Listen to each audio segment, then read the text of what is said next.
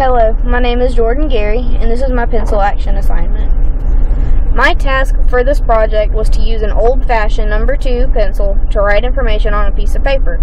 I had to accomplish this task by placing my dominant hand in my pocket and write using only my non-dominant hand.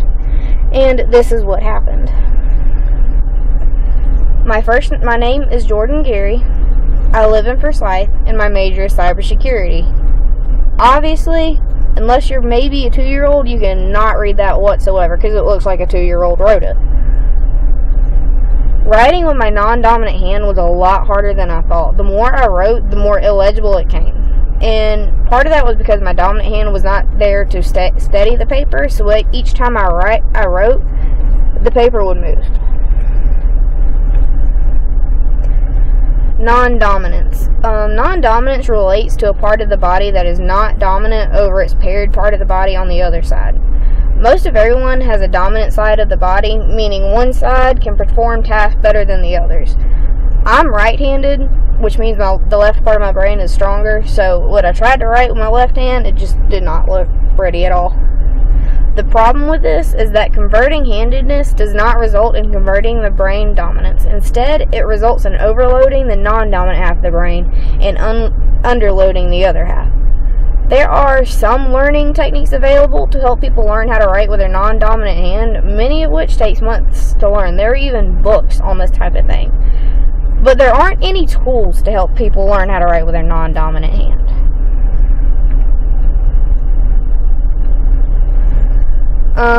Our task was to redesign the pencil and how we would want to redesign it in order to help people learn. The problem is that there are many different types of pencils and pens around that can do many different things, such as there's pens that matches any color, that can light up, that write over water, and so many more things. But there are many people around the world who have disabilities that prevent them from using writing utensils.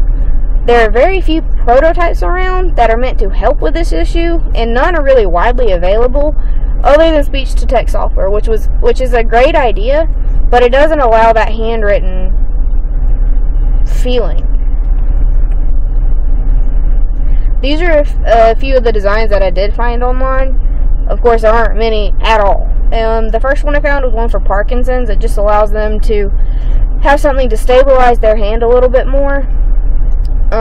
There was one that was done for the disabled, which just gives them a little ball to hold to write with, so it's easier for them to write with and grip. And there was the last one I saw was the hook that just attaches to the end of an arm, that just attaches the pencil to it to let people write like that, which obviously doesn't turn out very well.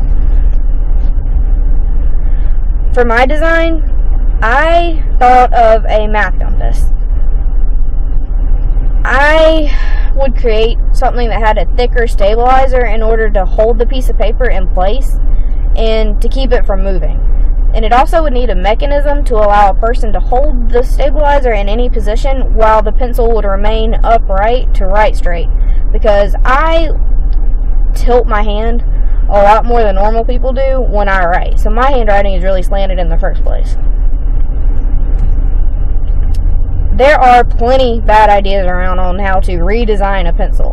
When I was put up to this task, I was asking some people what they thought they should do to redesign the pencil to help people with disabilities write. Some of their ideas included creating a headband with an attachable pencil to write with so they could write with their forehead, and a piece of material to attach to an arm to create a hand and arm like writing utensil. And these were just some of the bad ideas that I heard. Lastly, my outcome, what I learned. Obviously, writing with my non-dominant hand was an extremely difficult task, and there are many people throughout the world who have to learn how to write with their non-dominant hand based on many circumstances, whether they lose a limb or lose function in their limb or anything like that. And there is nothing readily available to help them learn other than months of practice and, reading about it. These are a few of my sources that I did. There was the ones for the pencils, the designs. And lastly, thank you. Thanks for watching, and I enjoy reading your feedback.